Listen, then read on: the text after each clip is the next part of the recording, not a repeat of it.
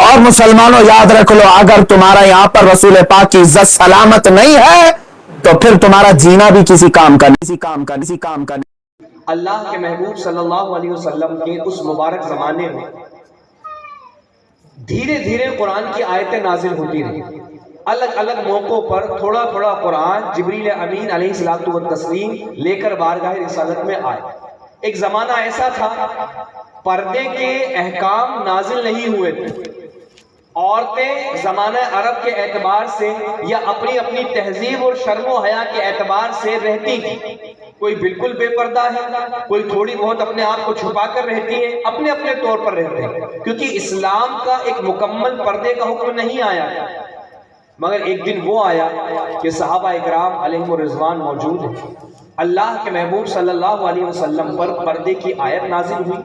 حضور نے صحابہ اکرام علیہم الرضوان کے درمیان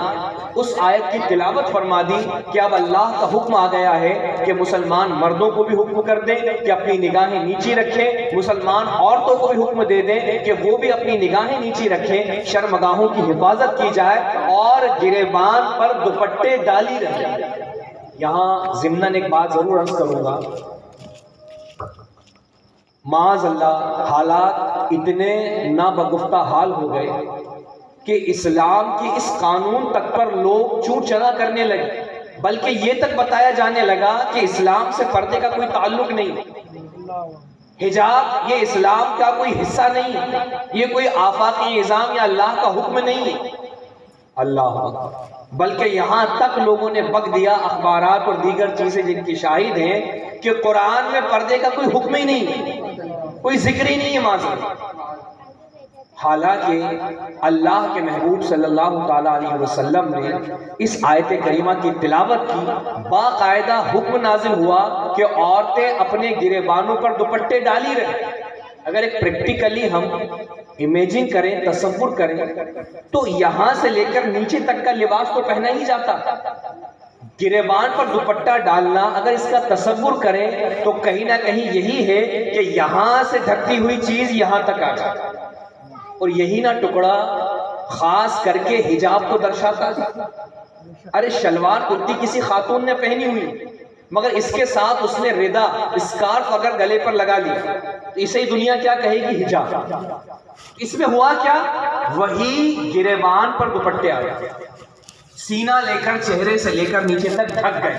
تو اگر عکاسی کی جائے تو مکمل حجاب کی تصویر اس آیت کریمہ سے صاف نظر آتی ہے۔ اور یہ تو آیت نازل ہوئی، پہلا حکم قرآن نے پردے کا دیا، صحابہ اکرام نے حضور سے سنا، اٹھ کر اپنے اپنے گھر گئے۔ راوی بیان کرتے ہیں کہ جب صحابہ نے اپنے اپنے گھروں میں قرآن کی اس ارشاد کو سنایا کہ اب اللہ کی طرف سے پردے کا حکم آ گیا ہے، جس گھر میں جس صحابی نے جا کر اللہ کے اس فرمان کو سنایا، راوی بیان کرتے ہیں کوئی بھی عورت اپنی جگہ پر بیٹھی نہیں رہی، اٹھ کر دوڑ پڑی، جس کے ہاتھ میں جو چیز آئی اس سے فوراً پردہ کر لیا۔ غور کریں مسلمانوں، ایک وہ اسلامی خواتین تھی کہ پہلی مرتبہ حکم آیا، کہہ سکتی تھی نا کیسے کرنا ہے، کیا کرنا ہے، ابھی تو عادت نہیں پڑی ہے، دھیرے دھیرے عادت ڈالیں گے، بڑی گرمی ہوتی ہے عرب میں، ایک دم سے کیسے کر لیں، ابھی ہمارے جو ہے کہ رواج میں نہیں آیا، ہمارے جو ہے کہ روٹین میں نہیں آیا، کچھ بھی نہیں۔ حکم سنا کہ اللہ کا حکم آ گیا کہ ایمان والی عورتیں اب پردہ کریں، فوراً اٹھی، جس کو چادر ہاتھ میں آئی، جس کو کپڑا ہاتھ میں آیا، جس کو جو ہاتھ میں آیا فوراً پردہ کر۔ بلکہ روایت میں ہے کہ اگلا دن جب ہوا اور نماز فجر کے لیے جب اس زمانے خیر میں عورتیں نماز کے لیے نکلی، راوی بیان کرتے ہیں کہ ایسا معلوم ہوتا تھا جیسے کبوں کے پرے جا رہے ہیں، ہر ایک گویا کہ اپنے آپ کو مکمل حجاب میں کیے ہوئے اب مسجد نبوی کی طرف نماز کے لیے حاضر ہوئے۔ میں پوچھنا چاہتا ہوں کہ جسے نہ قرآن سے کوئی مطلب، جسے نہ حدیث سے کوئی مطلب، وہ اسلام کے بارے میں بات کرے کہ نہیں قرآن میں ایسا کچھ نہیں، دین میں ایسا کچھ نہیں، تو اللہ تعالیٰ جل شانہ قرآن میں پردے کا حکم دے، رسول اللہ اپنے بیان میں پردے کا حکم دے، اور اس وقت کی صحابیات مکمل پردہ کر کے پھر نماز میں حاضر، بلکہ پردہ تو اس حکم کے آنے کے بعد ایسی امتیازی چیز ہو گیا تھا کہ اس زمانے میں لونڈی غلام، خادمہ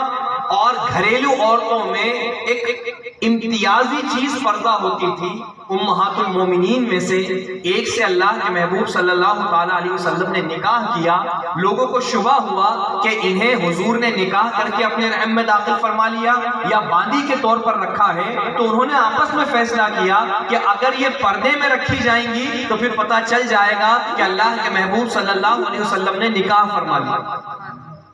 اسلام اور اسلامیات کی کتابیں پردے اور اس کے احکام سے بھری تھی، مگر بتانے کا مقصد یہ ہے کہ یہی دین پہلے لوگوں کو کتنا پیارا تھا۔ اللہ کے محبوب پہلی مرتبہ فرما رہے ہیں، آیت کریمہ تلاوت کرتے ہیں کہ پردے کا حکم آیا اور اسی وقت سے عورتوں نے اپنے آپ کو مکمل پردے میں کر لیا۔ دوسری چیز، جب اتنا پردہ عام تھا،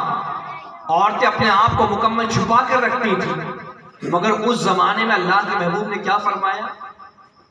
قرب قیامت ایسا وقت آئے گا کہ بے پردگی عام ہوگی، گویا کہ لباس پہنے جائیں گے مگر پہننا نہ پہننا برابر کہ لباس کے اندر سے بھی جسم جھلکتا ہوگا۔ اللہ اکبر! اس زمانے میں کوئی سوچ بھی نہیں سکتا تھا۔ جہاں عورتوں کے پردے کی پابندی کا یہ عالم ہو کہ پہلی دفعہ فرمان الہی سنے اور اپنے آپ کو مکمل پردے میں کر لے، وہ تصور بھی نہیں کر سکتی تھی بے پردگی کا۔ مگر اس زمانے میں حضور نے فرمایا کہ آج لاکھ اس قسم کی پابندی ہے، مگر آئندہ ایسا دور آ جائے گا کہ عورتیں بے پردہ ہوں گی۔ نگاہ دیکھ نہیں رہی تھی اس منظر پر، کان نہیں سن رہے تھے کہ اسلامیات میں اس طرح کا بے پردگی ہوگی، مگر آج ہماری نگاہوں کے سامنے ہے کہ جو رسول اللہ صلی اللہ علیہ وسلم نے فرمایا بے شک وہ ہوا ہے اور ہو کر رہے۔ تو میرے عزیز، ایک ایک فرمان پیارے آقا صلی اللہ علیہ وسلم کا سچا، لوگ مانے تب بھی سچا ہے، نہ مانے تب بھی سچا۔